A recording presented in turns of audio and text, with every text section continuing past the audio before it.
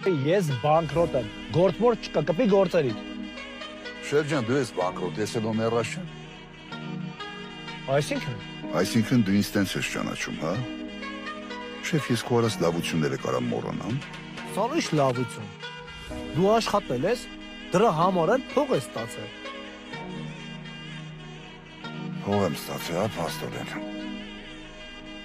Են որ գործերս լոյերի մոտ էր ու ես գումար չունեի, չէի կարում վճարեի։ Ընտանիքիս էլ ասում է, որ ամեն ինչ նորմալ է, հանգիստ եղեք։ Ու հետո լոյերը ինձ կանչում, ասում որ ամբողջ գումարը վճարված է։ Երկրորդ են որ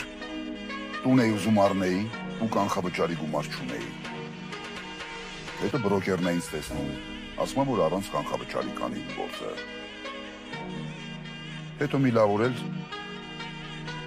պայմանագրի մեջ տեսա, որ ես $200,000 գումար եմ վճարել։ Ես հասկանում եմ, որ դու բոլորին զգուշացել ես, որ ինձ չասեն դրա մասին, բայց ես էլ հո գիտեմ իրականությունը։ Ճիշտ է, ես հիմա փող չունեմ, որ կարողանամ